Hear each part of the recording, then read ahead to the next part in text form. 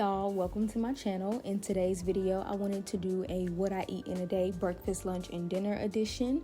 And so for breakfast I wanted to make this veggie egg scramble. So whatever vegetables you have in your refrigerator, this is the perfect time to go ahead and slice and dice them and add them into your skillet. So I did have some white mushrooms, and I grew up not really liking stuff like mushrooms. It wasn't until I became an adult and I started living on my own when I actually gave it a try, and I was like, okay, like I'm not mad at the mushrooms. The mushrooms don't taste like anything. It tastes like whatever you're eating it with. So mushrooms are a great way to just to get your vegetables in. And I don't know if y'all noticed, but of course this video is a bit different than my traditional meal prep videos. I just wanted to do a quick what I eat in a day, and I did meal prep some of this stuff for like a day or two, maybe 3 days, but none of this stuff was really meant to be stored in meal prep containers. It was meant to be eaten within like a day or two. So that's why this isn't really a traditional meal prep video. And then I also want to mention that I am on an anti-inflammatory diet, so I am trying to avoid foods that are inflammatory, and I'm also doing 75 hard. So it's only week 1 for me. I am seeing results, which is crazy because it's only been 1 week, but I do feel like in order to really get the results that I want, I really have to change the way that I eat and eliminate all of those processed foods, the junk food, and all of that. So I can talk more about anti-inflammatory in another video, but for this recipe, I decided to go in with some ground chicken. Now, on the internet, there are conflicting stories about whether chicken is anti-inflammatory or not. I'm just gonna believe that it is anti-inflammatory, so that's why I use ground chicken. And then I did go ahead and season it up. Season it with whatever you like. I like to use Tony Chachere's onion powder, garlic powder, pepper. I don't really use salt, but I will use salt when I do cook my eggs, which y'all will see in a few minutes. But right now we are just focusing on the meat mixture with the vegetables. So once the meat was done cooking, I did not strain it just yet. I decided to go ahead and add in some spinach because, again, this is the perfect way to get as many vegetables as you can inside of your diet. And so why not start off the day with breakfast, adding in as many vegetables as you can. So that's why I wanted to do the spinach. And I do believe I strained it and then I put it in a glass bowl because I was able to use this meat mixture for about 2 days, maybe 3 days. I don't know. But that's the meat mixture. And then I do want to show y'all how to make the egg scramble. So you want to coat your pan with some butter. That's how I like to make my eggs. And I did use 1 egg and I used some egg whites. I'm just trying to, do a little bit more egg whites rather than, always consuming so many eggs. I know some people say, oh, it doesn't even give you high cholesterol, but I just want to, make sure that I'm fueling my body the right way. So I add in a little bit of the meat mixture, and then this is when I add in some salt and pepper, and that's it as far as seasonings. Y'all, this was so good. I don't know why I haven't been using ground chicken in my breakfast recipes, but I definitely feel like this one is a go-to.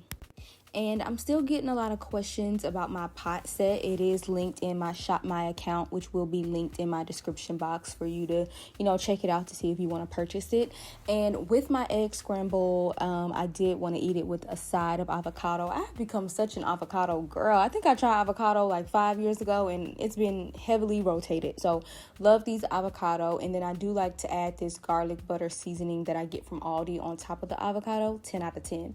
And then for lunch, we are making a quinoa bowl. This is the tricolor quinoa from Walmart, and then I did put it in my rice cooker, and this rice cooker is also linked in my Shop My account if y'all want to check it out.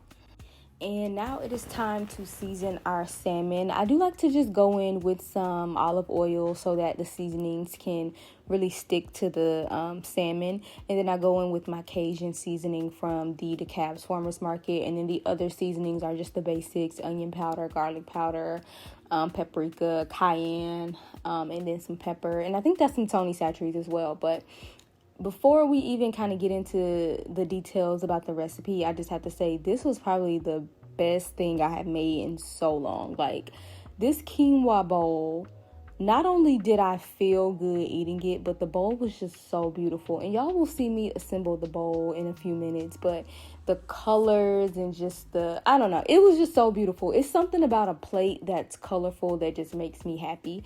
So I will be running this recipe back. It was amazing. And then I put my salmon in the air fryer at 350 for 12 minutes, and that air fryer is also linked in my Shop My account. I got it from Walmart, and I've said it before. Is it my favorite air fryer? No, but it gets the job done. I really like it, and I'll use it until it stops working. But I know the air fryer that I had before that, oh my god, I was so in love with the air fryer. But anyway, now it's time to cut up the bell peppers for this quinoa bowl. If there was anything I had to change about this quinoa bowl, I would not add bell peppers. It didn't mess up the bowl, but it added a different taste to it. I did not need this, but it added to that very beautiful color, so that's why I added it. But you just want to chop up some, colorful bell peppers, whatever you have in your refrigerator, and then you want to saute it over the stove. Now, I sauteed mine until it was literally looking burnt. It was not burnt, it just looks like that, but this is how I like for my food to be. And then now it is time to assemble the beautiful, colorful quinoa bowl. Oh, and these bowls are from Walmart, also linked in my Shop My account. At this point, I'm about to start just linking everything.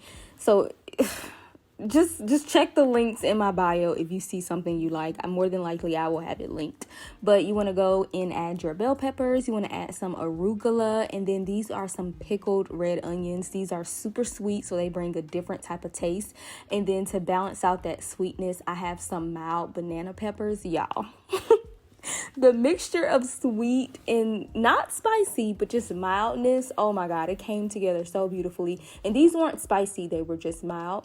And then I sprinkled some Greek vinaigrette seasoning from Aldi. Oh my god. Again, best meal I made probably to date. So let me know if y'all are gonna try this, because it was my favorite that I've ever made. And so I don't want to stop talking about it, but I know we got to move on to dinner. But before we move on to dinner, I did end up prepping 2 containers for this, because of course I had 2 other pieces of salmon and I had some more quinoa. So just separated it into my meal prep containers. These glass meal prep containers are linked in my Amazon storefront, so I'll have that in my description box as well. But I just prepped the quinoa, salmon, and bell peppers, and then I added on the other stuff after I heated that up. So 10 out of 10. And then for dinner, I made some turkey meatballs and some sweet potato. I did use this whole carton of turkey, but I did not, I froze half of it, and then I used the other half for the meatballs. Y'all will see that in a second. But first, you want to start off with an egg and then some seasonings of your choice. Now, when you are making meatballs, you want to use some breadcrumbs, panko crumbs, some crackers, something to really bind it together. But I did not have any of that because I did a kitchen clean out and I got rid of all the stuff that I really shouldn't be eating while I am on this anti-inflammatory diet. So you can still make turkey balls or turkey meatballs without that, but it might be a little bit difficult because, as you can see, the meat is really sensitive. It's like putty or like Play-Doh. It will fall apart. So I ended up using my ice cream scooper to shape out the meatballs, and then I put them in my freezer. I think they were low-key in my freezer for like 2 hours. I did have it uncovered. I probably should have covered it up, but I don't think it mattered. But I only ended up cooking 12 of the meatballs, but the rest of the meatballs, I just put them in a Ziploc bag and kept them in the freezer. But I think it was just smarter to freeze them before cooking them because I feel like they would have fell apart in the pan.